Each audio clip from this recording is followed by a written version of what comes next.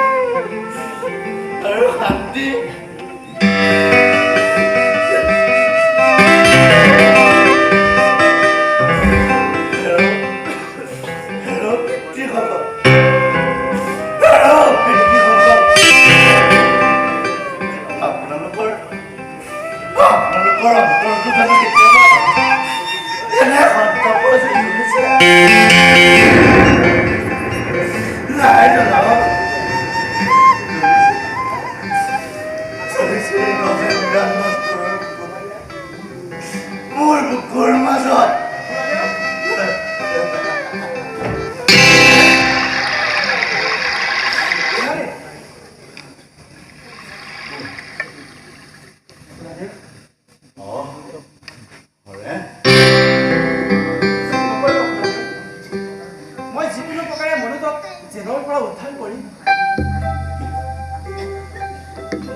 জানো এইবাৰ কি হৈছে খুৰাদেউ? তাই কি হৈছে খুৰাদেউ? নহয় খুৰাদেউ, তাই কি হৈছে?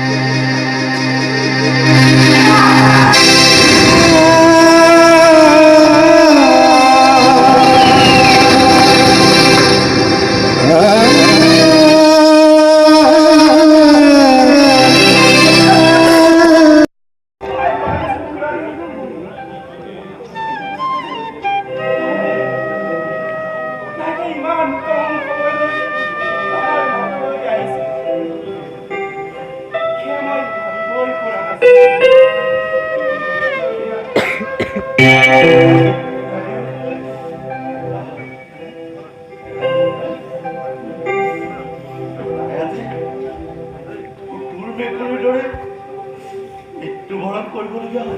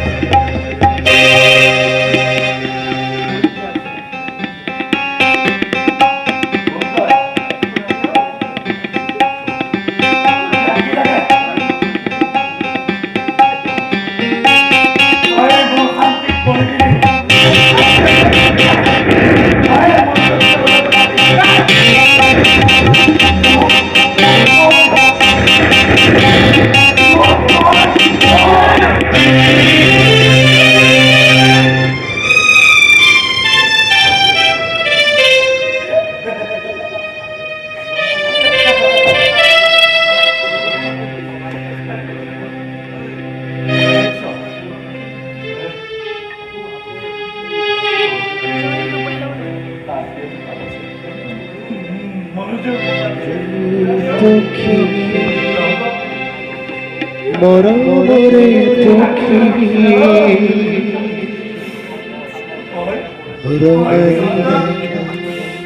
ফুলের মালা কাঠি দিয়ে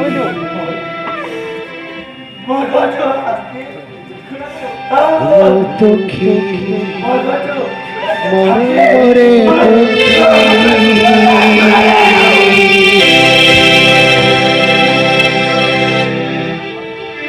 রঙা নীলা ফুলের মালা গাঁথি দে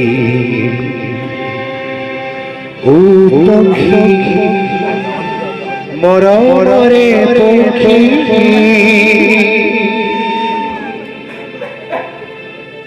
তোরে তু সুখ দে কাজল দে ও পক্ষী